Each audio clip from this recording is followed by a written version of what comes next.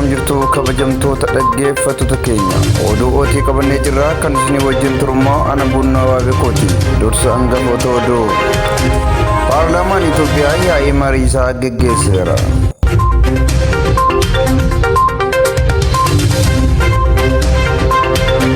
Hospitaala Maqaleetti hanqinni meeshaalee wal'aansaa akka mudate dhaabbanni fannoo diimaa beeksise. Mootummaan Itoophiyaa dippiloomaatota Sudaan kibbaa Itoophiyaa gadhiisanii akka ba'aniif xalayaa isaan beeksise.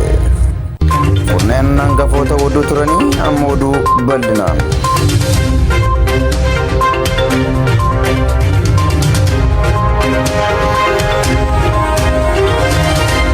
Hospitaalli guddichi Maqalee kanneen lola godhameen miidhaman wallaanuuf hanqinni dhiyeessii meeshaalee wallaansaa akka isa mudate dhaabbanni fannoo diimaa Itoophiyaa beeksise. Dabalata oduu kanaa caalii guddataa akka armaan gaditti dhiyeessee jira. Kanneen lola godhameen miidhaman wallaanuuf hanqina dhiyeessa meeshaalee wallaansaa akka isa mudate dhaabbanni fannoo diimaa beeksise. Ibsa koreen fannoo diimaa idil addunyaa ICRC baase lola kanaan wanta achitti ta'aa jiru agarsiisa. Lola kanaan hanga ammaa kanneen dhibbaan lakkaa'aman lubbuu yoo dhaban kumaatamaan ammoo qe'ee isaanii dhiisanii baqataniiru. ICRC akka jedhetti ambulaansonni fannoo diimaa Itoophiyaa madoolee fi reefoolee namoota gara hospitaala Aayidaraatti geessaa turani. Hospitaalichi daawwannaa kan godhan hojjettoonni dhaaba kanaa kanneen wallaanamaa jiran keessaa harki 80 wallaansa madaa miidhaa qaamaa kan barbaachisu hoggaa ta'u hospitaalichi tajaajiloota kana dhaabuuf dirqameera jedhani. Kanaanis hojjettoonni fayyaa hospitaalicha keessa jiran humna isaanii kanneen miidhaman kanaaf oolchuu akka danda'aniif kun godhamuu dubbatu. Hospitaalichi meeshaalee wallaansaa kanneen akka stooloovii dabalatee hanqina guddaatu jira jedhani. ICRCtti hooggantuun damee Itoophiyaa Maariyaa Soldeddeen kana malees hospitaalichi reeffa namoota deddeebisuuf kan oolu pilaastikiin daran hanqachuu ibsee dhaabbatichi. Haa ta'u malee ICRC lakkoofsa namoota miidhamanii yookaan obbaafatanii hin dubbanne. Kanaan achitti wallaanamaa jiran namoota nagaa yookiin loltoota ta'us wanta ibsa hin qabu. Ministeerri muummee Itoophiyaa Abiy Ahmed guyyaa sanbataa waraanni mootummaa magaalaa Maqalee guutummaan guutuutti to'achuu beeksisanii turani. Kunis marsaa xumuraa duula kanaatti jedhan. Akka odeeffannoon qaamota garaagaraa irraa argamaa jirutti garuu loltoonni humna qilleensaa Itoophiyaa gaafa sanbataa ganama irraa kaasee haleellaa xiyyaara magaalaa Maqalee irratti taasisaa turuu fi namoota nagaa miidhamaniiru kan jedhu tilmaamuun guyyaa kaleessaa mootummaan naannoo Tigraay haleellaa Maqalee irratti raawwatameen yoo xiqqaate namni nagaan 90 ajjeefameera jedhee ture. Haa ta'u malee odeeffannoon dhugaa argachuuf sararri bilbilaa fi intarneetiin cufamanii waan jiraniif rakkicha akka walxaxaa ta'u taasiseera. Paarlaamaan Itoophiyaa yaa'ii marii isaa taa'ee jira. Barri hojii isaa fulbaana darbee kan xumurame paarlaamaan Itoophiyaa yaa'ii isaa geggeesseen dhimma lola Tigraay irratti geggeesseen walqabatee gabaasaalee fi yaadota garaagaraa kaasaniiru. Miseensonni paarlaamichaas injifannoo lolaan arganneerra jedhaniif baga gammaddan baga gammanne waliin jechaa oolaniiru. Gama biraatiin dhimmi miidiyaa ajandaa warra paarlaamaa yaada maleessaa ta'ee ooleera. Akka yaada kennitoonni miseensota paarlaamaa moofaa kanaa jedhanitti miidiyaaleen biyya alaa jiran mootummaa Itoophiyaan to'atamuu dhabuu fi gama dippiloomaasiin maal hojjechaa akka jiran muummicha ministeeraa isaanii gaafataniiru. Itoophiyaan biyya ishee keessatti miidiyaa faallaa yaada mootummaa dhiyeessu hunda kan balleessitu hoggaa taatu mirga yaada bilisaan ibsachuu dhalli namaa qabu kaamsuuf hanga biyyoota ollaatti illee deemuu fedha qabaachuun ishee yaadolee har'a kaan irraa hubatameera. Miidiyaalee biyya alaa jiraatan keessaa miidiyaaleen Oromoo hedduminaan kan argaman hoggaa ta'u mootummaan kanaan dura miidiyaalee maqaa Oromoo hundaa'an biyya Itoophiyaa keessatti cufsiisee kaanis biyyaa baasee jiraachuunsaa ni yaadatama. Humni alaas ta'ee keessaa kamiyyuu daangaa humna qilleensa biyya keenyaa akka hin seenneef humna olaanaa ijaarree jirra jedhan ajajaan humna qilleensaa Itoophiyaa Meejar Jeneraal Yilmaa Mardaasaa. Teknoolojii addunyaan irra ga'ee fi humna namaa teknoolojii kana sochoosu horannee jirras jedhan. Akka jecha Meejar Jeneraal Yilmaa Mardaasaatti biyyi Itoophiyaa ga'umsa waraanaa kan ammayyaa qabdi. Teknoolojiin AIS wal barteetti kanaafis daangaa hanga daangaatti sarara qilleensaa biyyattii to'achuu ni dandeenya jedhan. Haa ta'u malee yeroo ammaa kana humni qilleensaa biyyattii kan yeroo kamiinuu caalaa karaa loojistiikii fi meeshaaleen kisaaraan irra ga'ee jiraachuun beekamaadha. Bara darbees otoo humni qilleensaa Itoophiyaa hin beekin jettonni Sudaan kibbaa lama dogoggoraan Gaambeellaa qubachuun isaanii ni yaadatama. Gama biraatiin ammoo lola naannoo Tigraay waliin wal godhamaa jiruun yoo xinnaate jettonni humna qilleensaa biyyattii sadi humna addaa fi loltoota naannoo Tigraayin rukutamanii kufaniiru. GMH3 jedhamu humna qilleensaa naannoo Tigraayitiin rukutamee kufuunsaas ni beekama. Mootummaan Itoophiyaa dippiloomaatota Sudaan kibbaa Itoophiyaa gadhiisanii akka ba'aniif xalayaan beeksise.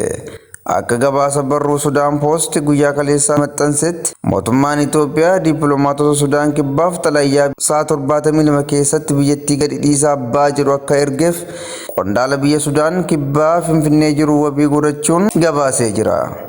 Akka gabaasichaatti sa'a 72 keessatti dippiloomaatonni Sudaan kibbaa Itoophiyaa gadhiisuu qabu jedhame jechuun gabaaseera.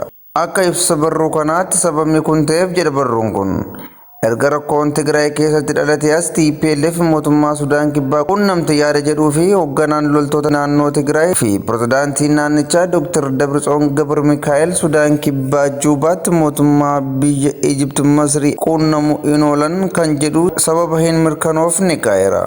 Torban darbee hoogganaan mootummaan Itoophiyaa naannoo Tigraay waliin wal waraanaa jirutti imala gabbayyaatiin atakkaroo keessa kan jirtu Masir Juubaa daawwachuun ishee ni yaadatama. Gama biraan mootummaa naannoo Tigraay ammoo Dabratsiyoon Maqalee gadhiisanii akka ba'anii fi lola dachee isaanii irratti isaan mudate ofirraa qolachuuf mootummaa federaalaa loluu akka itti fufan ibsanii turan. Lolli kun akka xiinxaltoonni hedduun idil addunyaa ka'aa jiranitti goorillaa yookaan ribiloltummaa ta'uu isaati jedhu. Oduu dippiloomaasiin biyyoota lamaanii wal lola jedhuuf odeeffannoo kanaaf gama biyyoota lamaaniin hangammaatti wanti jedhame hin jiru. Mootummaan Somaaliyaa ambaasaadara isaa Keeniyaa magaalaa Naayiroobii jiru biyyatti gadhiisee akka biyyatti deebi'uuf ajaja kenne. Mootummaan Somaaliyaa erga qondaala isaa Naayiroobii jiru ajajee booda ambaasaadara Keeniyaa Somaaliyaa argamu ammoo akka ariitiin Somaaliyaa gadi dhiisee bahu xalayaan beeksiseera. Akka yaada Somaaliyaatti Keeniyaan dhimma Somaaliyaa keessa seenteetti kan jedhu himatanii ejjennoo kanas nageenyaa fi tokkummaa biyya isaanii eeguuf akka fudhatan ibsu. Baatii tokko as hoggaa lolli biyya Itoophiyaatti garee wal uumee wal guddise gidduutti eegalee biyyoonni akka Keeniyaa, Jibuutii, Sudaan kaabaa rakkoon biyya Itoophiyaa rakkoo gaanfa Afrikaa ta'uu mala jechuun sodaa isaanii ibsachaa turuun isaanii ni yaadatama. Keeniyaan gama isheetiin rakkoon Itoophiyaa rakkoo mataa ishee ta'uu akka malu ibsaa turte nageenyi biyyattii keessatti akka ijaaramuufis iyyaa turteetti. Erga Somaaliyaan dippiloomaasiin Keeniyaa akka biyyattii keessa ariitiin bahu ajajeen boodas gama Keeniyaatiin wanti jedhame hin jiru. Harargee bahaa magaalaa Wadaayitti hidhaa fi reebicha humnoota sirnichaatiin jiraattota nagayaa irratti raawwatamaa jiru daran hammaatee jiraachuu maddeeleen keenya gabaasan. Akka yaada jiraattotaatti namoota guyyaa dheengaddaa ajjeefaman wal qabatee yeroo magaalaa Wadaay fincila kaasuun tarkaanfiiwwan garaagaraa fudhachuu malu sodaa jedhuun dursanii loltoonni sirnichaa kanneen uffata siiviilee uffatan dabalatee magaalattii keessatti dhukaasa bananii jiraachuun hubatameera.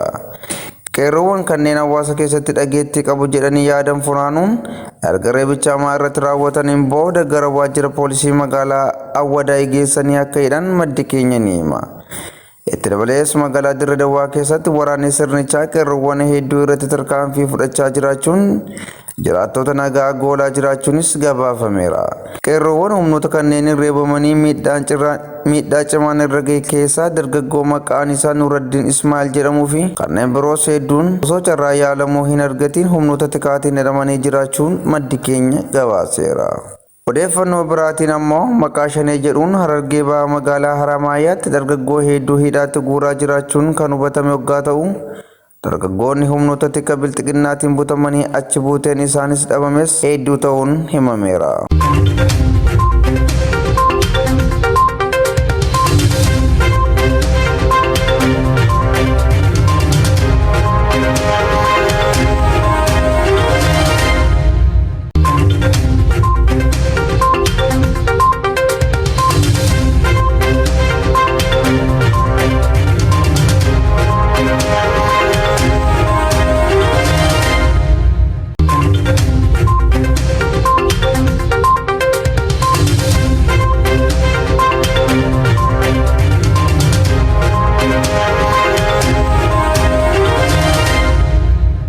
Kanaadaan seera qoricha biyyattii to'atu baafte.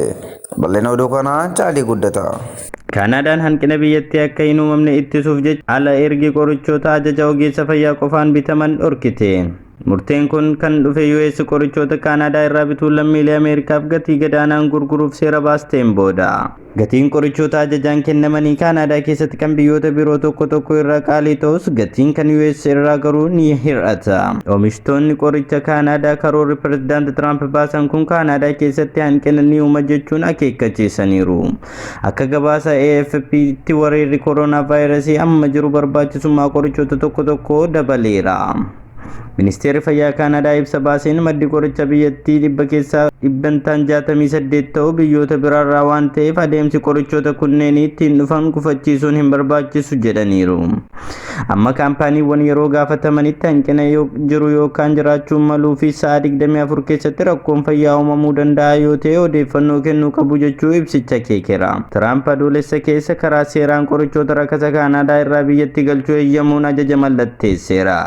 Ji'a tokko booda muummicha ministeera Kaanaadaa Justin Trudeau yoo danda'ame qorichoota qabaniin biyyoota biroo gargaaruuf qophaa'u ta'anus dursa kan fudhatu garuu lammiilee Kaanaadaadha jedhaniiru. Hayyeen kabajamtoota dhaggeeffattoota keenya qophiin keenya kan guyyaa irraa kan hangasii ture kan isinii wajjin ture ana buunoo waa beekote isinis qophiilee ootii afaan biroo wajjin turtii gaarii.